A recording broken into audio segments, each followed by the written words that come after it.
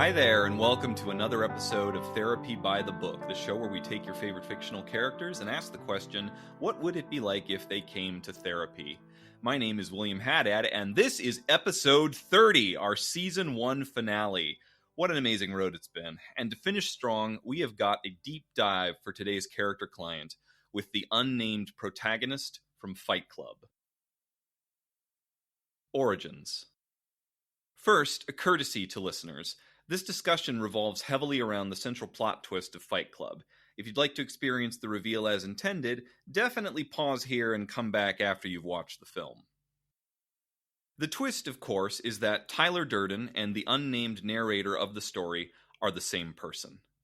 The heated themes of this film have already been discussed by countless others, and include everything from social commentary on Generation X to consumer satire, uprising and utopia, dark romance, toxic masculinity, the role of violence in society, and even an inverted version of the everyman's journey to enlightenment. However, these are not what Therapy by the Book is about. We are here to examine the life of the individual, and what can be inferred through therapeutic observation about his behavior and emotions.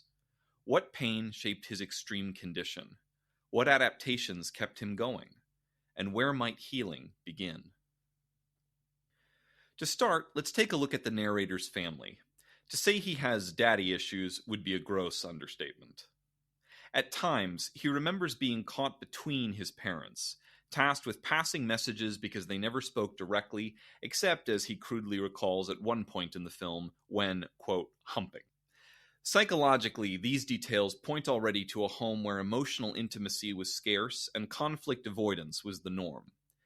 Children in such systems often become go-betweens, learning that any needs must be translated or suppressed rather than met directly. Then, there comes the rupture. When the narrator is only 6, his father left.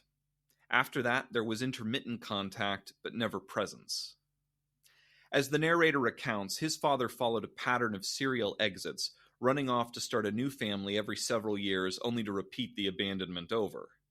On the rare occasions when they talk over the phone, the narrator's father dispenses a hollow curriculum for life. Go to college, get a job, start a family. For the narrator, one might call these scripts without relationship, or milestones with no guidance or purpose. The message he absorbed as a child translates roughly to, "You're unwanted, and life is an assignment, not a bond." As a result, the narrator grows up burdened by severe attachment insecurity and subsequently comes to expect distance, seek approval, and brace for disappointment in his life. All of this is picked up through inference and indirect reference in the film, and you really have to pay attention to the lines closely to be able to piece it together, but it is there. Into this emotional vacuum rushes an identity hunger. As an adult, the narrator is someone who collects different selves through objects. He quips about needing the perfect sofa, the right exercise machine, or the complete dining set that defines him as a person. While this is often interpreted as consumer satire, and it is that too, through a trauma lens, it also reads as a false self-actualization through materialist coping. In other words, the narrator is silently telling himself, if nobody mirrors me, maybe my possessions will. If my father won't say, I see you, perhaps what society says is supposed to matter, be it something in a catalog or curated room, can. The narrator's ache for an internal identity, this simple anchor of who I am, gets gradually outsourced over time to brands, corporate routines, and the, quote, right stuff. Tellingly, he never once shares his name with us throughout the movie, and this is no coincidence. He is, in a real sense, unknown. Fight Club. By the time the narrator reaches his 30s, right around the point when the film opens, the emotional void from childhood has combined with the grind of corporate stress and perpetual jet lag from his day job. This two-pronged attack is what causes his sleep to collapse. As a result, for 6 months, he suffers chronic insomnia. Sleeplessness blurs reality, lowers emotional tolerance even further, and amplifies all of his insecurities. Through this haze, however, the narrator discovers an unusual coping mechanism by attending support groups for illnesses he doesn't have: cancer, parasites, blood deficiencies, tuberculosis, you name it. In these groups, people say the unsayable, and total strangers often hold each other with compassion. For someone who grew up passing messages between silent parents, this direct feeling is intoxicating. The narrator discovers to his relief he can cry there. And it is important to remember this is because he feels witnessed. The support groups become an identity prosthetic, something to lean on where a name should be, until, as the narrator tells us, the audience, she ruined it. She being Marla Singer. Marla's character is another tourist, just there for the attention and validation. Another lie. The narrator reflects how her lie reflected my own. Without it, I couldn't cry. That single line says a lot. Marla's presence at the groups shatters the illusion that allowed the narrator his emotional release. With its loss, the insomnia roars back, and in the long hours of half-consciousness, his psyche begins to solve his helplessness in a different register. This is how he meets Tyler Durden. In clinical terms, Tyler lies somewhere between a dissociative state and a very compelling hallucination. In more metaphorical terms, one might say Tyler is like an overzealous bodyguard who takes the wheel during insomnia blackouts to rehearse a more aggressive way to live. Personality-wise, Tyler Durden is everything the narrator is not. He is bold, impulsive, charismatic, outspoken, irreverent, and wholly allergic to shame. Tyler lives for and in the moment. His self-professed dream is the hunter-gatherer lifestyle. No civilization, no anxieties, no future, no luxury or aesthetic possessions, and no exceptionalism. That said, there is also a darker underlying tendency towards patriarchal control with a penchant for martyrdom and destruction, which we will get to later on. After the support groups fail to regulate the narrator, Tyler steps in and the two begin to interact directly. Tyler's involvement isn't limited to simply taking over when the narrator passes out or is too far gone from insomnia. Sometimes the narrator experiences Tyler as being present with him, sharing conversation or actions, while other times he imagines himself watching Tyler act on his behalf. Together, their mutual mind improvises a harder medicine. Enter Fight Club, a new ritual organization based around consenting, brutal bare-knuckle fights. Let's get one thing out of the way first. Fight Club is not therapeutic. Any benefits it has are more akin to a survival gauntlet where the only catharsis is through violence. In a life where feelings both physical and emotional have been confusing, if not disappointing, Fight Club offers connection without pretense. It provides a straightforward structure to engagement and a reliable, immediate sensation of aliveness. Not to mention being witnessed in a far more intense light than the support groups ever provided. The rules of Fight Club are as follows. Number 1, you do not talk about Fight Club. Number 2, you do not talk about Fight Club. Number 3, when someone says stop or taps out or goes limp, the fight is over. Number 4, only 2 guys to a fight. Number 5, 1 fight at a time. Number 6, no shirts, no shoes. Number 7, fights will go on as long as they have to. And number 8, if this is your first night at Fight Club, you have to fight. The irony of these rules is that while Fight Club promises acceptance and release from the discontent of everyday society, it's really little more than another container masquerading as rebellion. Paradoxically, thanks to its own strict rules, Fight Club generates not only predictability over time, but also the same pressure to conform that many of its participants are trying to escape in the first place.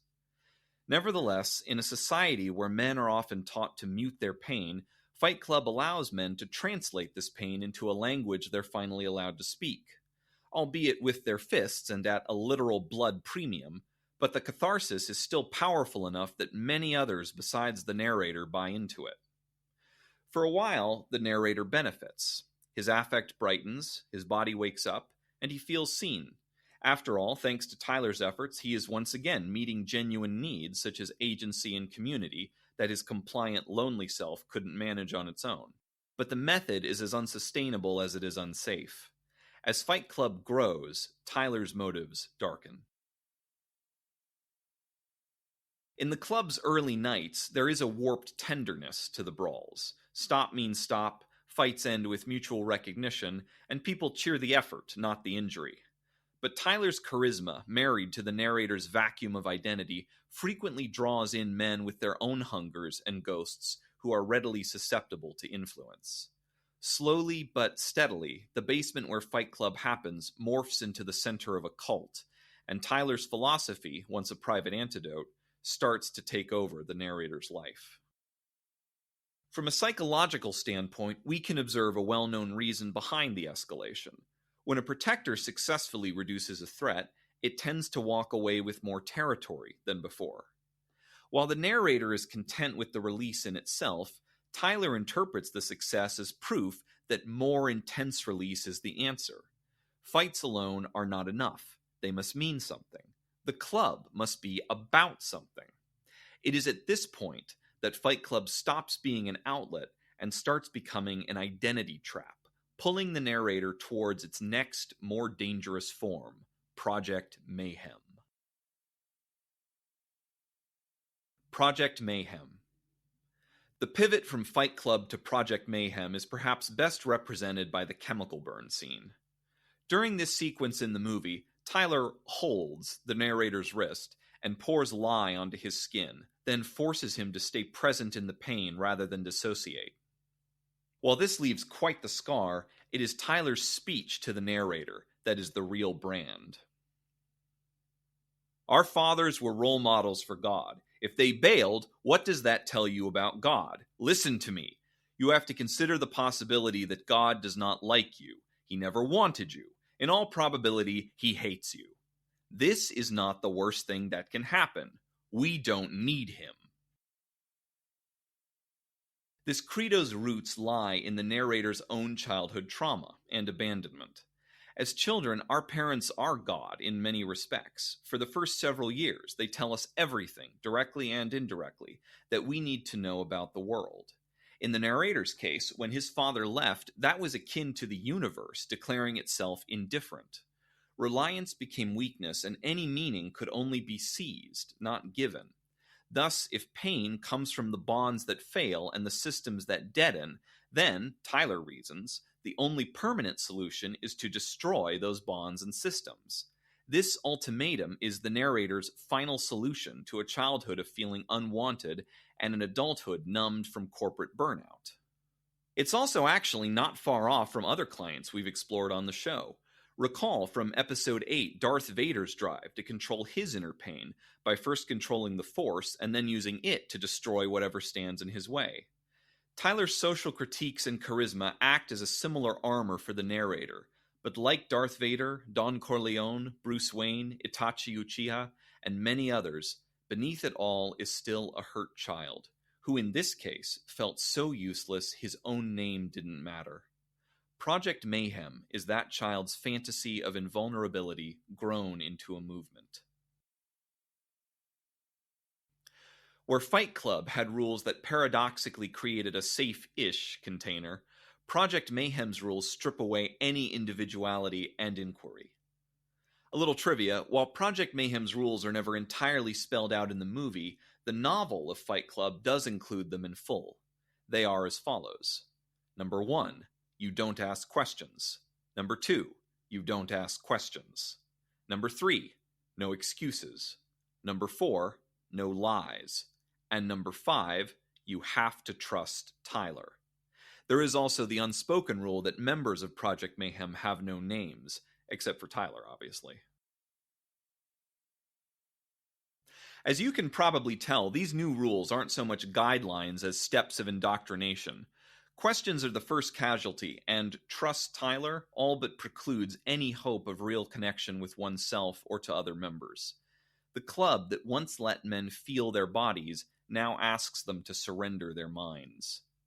As Project Mayhem escalates, pranks turn into vandalism, and vandalism into coordinated acts of terror. At the same time, the split between Tyler and the narrator grows clearer. Although they share the same body, they don't want the same life. Despite his lack of self and the needs that created Tyler in the first place, the narrator is not without some distinct traits of his own. Things like his preferred clothing styles, warm plaid as opposed to Tyler's patchwork lavender, or the hobbies that comfort him.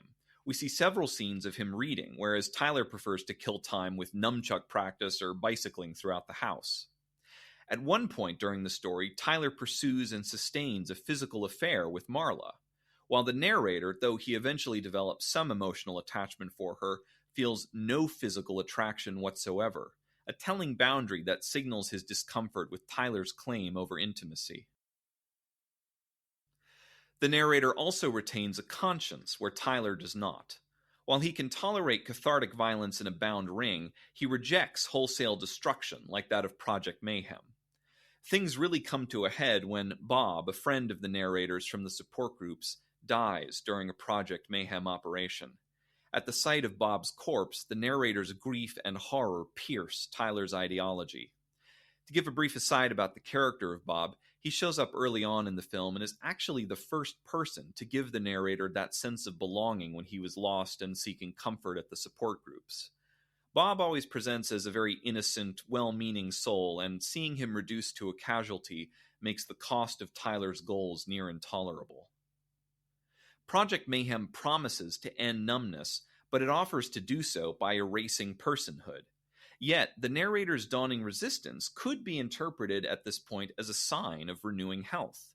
In clinical terms, we might say Tyler, the protector, has overstepped at this point, and the internal system is trying to reclaim self-leadership.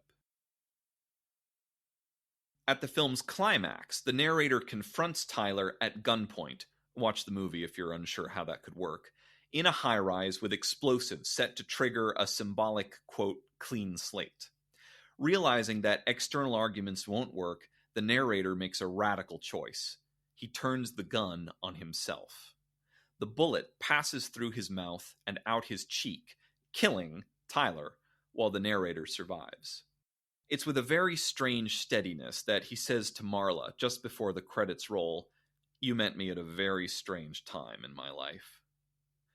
While the narrator hasn't solved his loneliness, grief, or insomnia, he has at least recognized the cost of Tyler's solution and finally taken back some responsibility and agency of his own. Diagnosis. There are two diagnostic categories to consider for this character client: the surface, or what is on screen, and the subtext, what we can infer developmentally from reading between the lines. On the surface, it's a dual diagnosis. First is insomnia disorder. The narrator tells us directly through voiceover dialogue he suffers 6 months of severe insomnia, and the DSM-5 threshold is at least 3. We also observe instances of physical fatigue, impairment, derealization, and general cognitive strain that is consistent with chronic sleep loss. Second up is dissociative identity disorder, or DID. This is a diagnosis defined by criteria such as recurrent amnesia for daily events, where the presence of a distinct identity with marked differences in affect, behavior, preferences, and physiology offers clinically significant impairment or risk. The film's twist dramatizes these features somewhat with Tyler as an alternate identity who initially functions as a protector and becomes increasingly dominant and dangerous. Subtext. Yet, once again, behind it all is complex PTSD. Reading between the lines of the narrator's story, we can spot features which plausibly underpin his dissociative episodes. Attachment disruption from parental abandonment, emotional neglect. There is even some implied exposure to relational trauma, such as possible domestic violence in his family. In this frame, Tyler Durden emerges as primarily a protective part, or a high-intensity adaptation, designed to counter the traumatic shame, numbness, and helplessness when the narrator's core self can't cope. As strange as it sounds, this scenario does have echoes in real-world clinical cases. In Dr. Ileana Gill's The Healing Power of Play, Working with Abused Children, one of the case studies involves a child client who is a victim of extreme sexual abuse. The trauma, combined with her age and the ongoing stressors of a difficult social situation at school, led this child to develop not one, but 4 separate selves, one of which became realized enough to manifest as an entire personality. This other self was male and went by a male name even though the client was female, and the therapist was able to speak and interact with him during session just as easily as with the client's actual self. It's also worth pointing out that this male persona manifested owing to the client's internal need for a protector and, much like Tyler Durden, was fierce, impulsive, shameless, critical of the real self's vulnerability, and very much prone to acting like a bodyguard. When the therapist asked this male persona's name, he replied, Rambo. With all of this said, it is also important to remember that Fight Club is stylized. While we use clinical language to explore a character's inner life on this show, it is important never to label real people who may share these diagnoses. Real-world presentations can vary widely, and dissociative identity disorder is not inherently violent.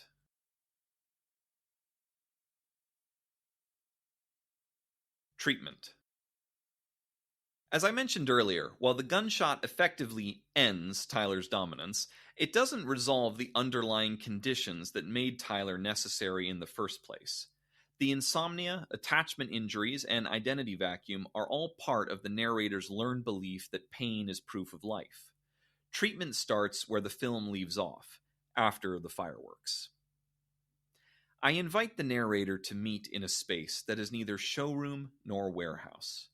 Something modest and lived in, perhaps with a wood floor and a comfortable chair, maybe a plant that's a little overwatered, but nothing that is curated for status, and also nothing that has been stripped for purity. Just ordinary, durable, human. The point is to model the middle path he's never known, something that is neither materialist performance nor aesthetic obliteration, but simply enough. Phase 1. Stabilize and befriend the body. Trauma-informed care begins with safety. We build a safety plan, harm reduction, crisis resources, and a commitment to keep Marla and other bystanders safe. Then, work on grounding skills. Early on in the film, we see the narrator enjoys the guided meditation that some of the support groups practice, and it may be worth revisiting this anew in therapy. Paced breathing, thought orientation exercises, bilateral tapping, and psychoeducation about sleep hygiene for the insomnia all help our client to restart his sense of reality. Phase 2. A new lifestyle. I voice the paradox. Tyler tried to protect you for a reason. Can you learn for yourself the tasks he did do well without letting him run the house? We identify the cognitive protectors, Tyler's charisma, the risk-taking, and contempt for shame, and the exiles, the 6-year-old who lost his father, and the boy who learned to pass messages instead of needs. We don't erase any of it. Our goal is to move toward new perspective and self-acceptance. Phase 3. The wound beneath the armor.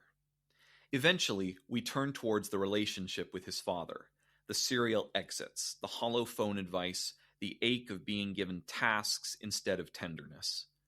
I ask him, if Tyler created the philosophy about fathers and God, what were the little boy's original values beneath it? I also ask where the narrator's mother is now. He never speaks about her as an individual in the film, but as we've seen, absence and silence can produce their own wounds.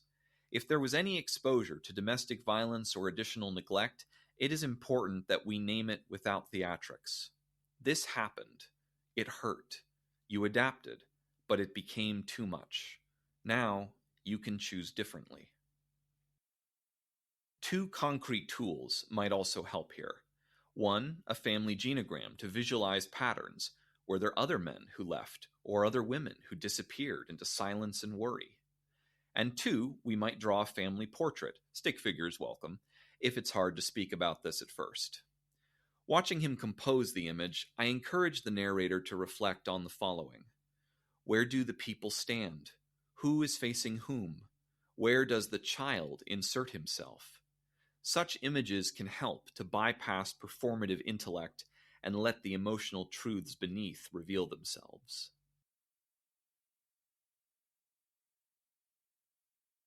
Phase 4. Identity work. Finding the small things. This is the heart. The narrator never shares his name, and Project Mayhem banned names entirely. We start there. He doesn't have to reveal it to me immediately. We can try on initials or a childhood nickname, but it is important not to deviate this time from who he really is. As we've talked about with other characters like Murtagh and Thorn in episode 21, names contain great power and often hold much sway over the nature of the self.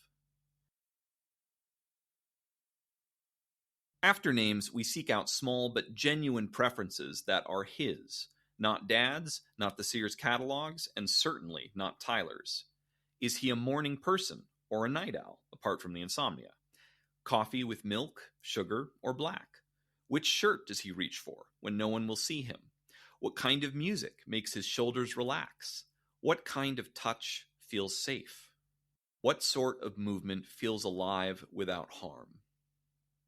Where Tyler claimed meaning by burning all categories down, perhaps the narrator can grow new meaning by choosing from deeper truths within them.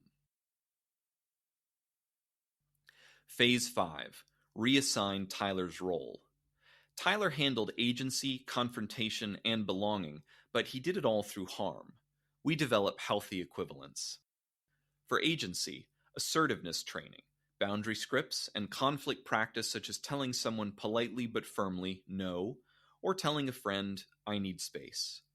For confrontation, regulated outlets such as trail runs, cold water swims, or martial arts with a trained instructor who values discipline over damage. And for belonging, look for communities that permit vulnerability, possibly resuming the support groups, but this time with honesty, such as a men's group for emotional literacy and processing. Milestones and prognosis. Short-term wins for our character client include sleeping consistent 5 to 6 hour stretches, reduced blackouts, and improved energy and the ability to feel anger without needing a fight. In addition, even if it takes carrying a written script to make it happen, telling at least one trusted person his real name would be a significant step forward. The long-term prognosis is contingent on identity. Who this protagonist realizes himself to be is what will ultimately shape his new outlook the most. And I can't choose that for him. My job as his therapist is to show him the paths, hold the door steady, and remind him that feeling alive doesn't require imminent danger. But if he can learn to choose and keep choosing small truths over grand gestures, there may well be a life ahead in which he no longer needs Tyler to feel like someone.